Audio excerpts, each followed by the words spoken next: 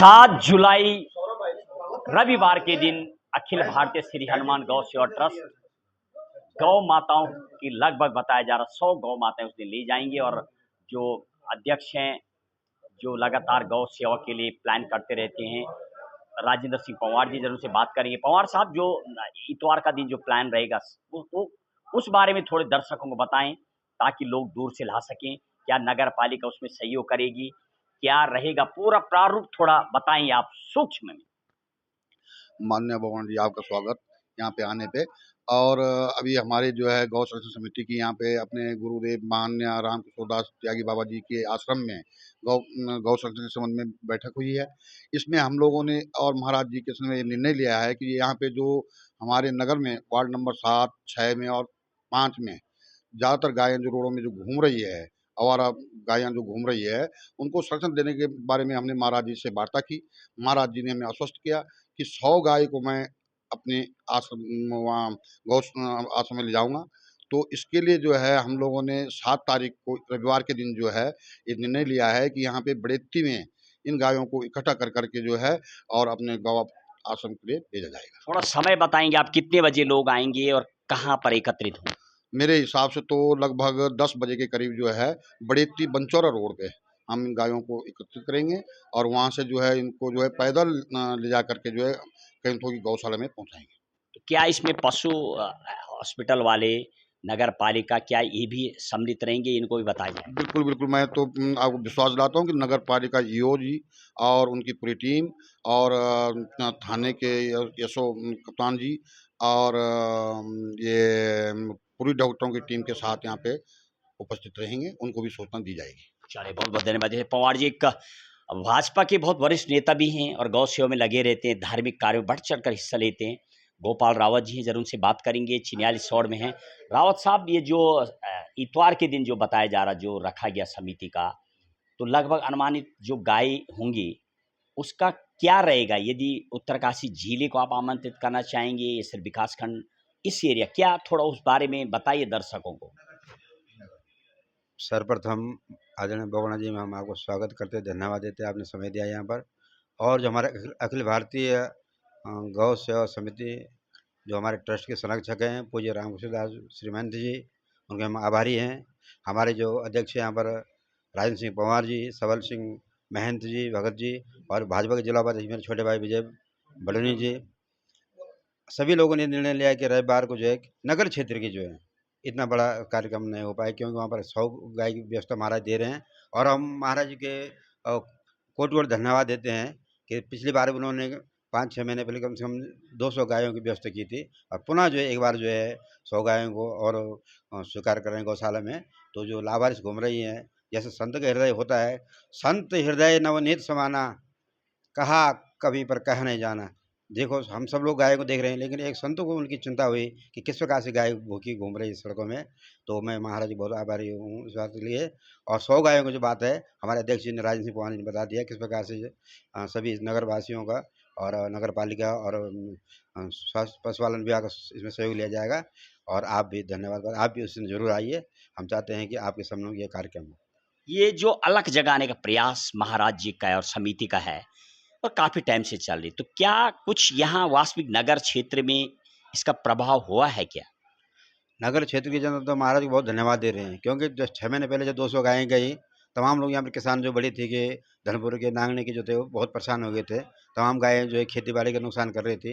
लेकिन पुनः जो यहाँ पर क्यों बार बार लोग बाहर से लोग छोड़ देते हैं, ये गायें केवल नगर की नहीं हैं, आती तो बाहर से ही हैं, लेकिन समस्या झेलनी पड़ती है नगर को।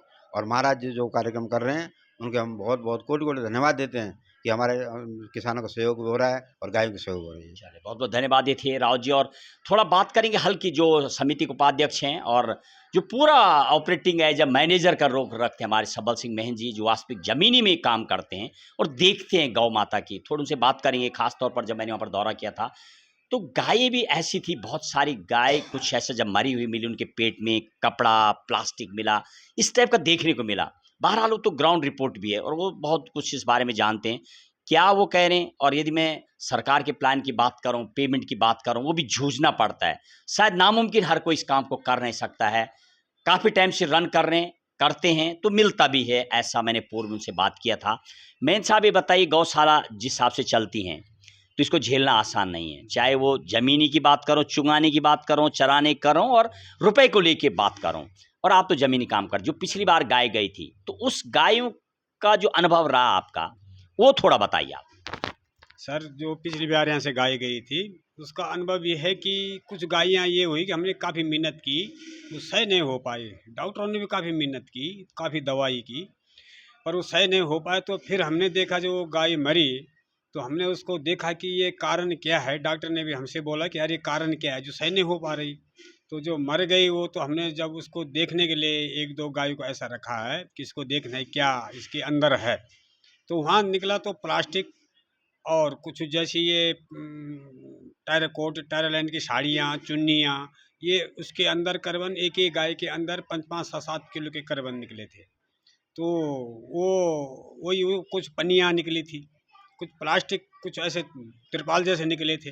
तो ये चीज़ें हमने सोचा इसी से इनका जो है इलाज नहीं हो पाया।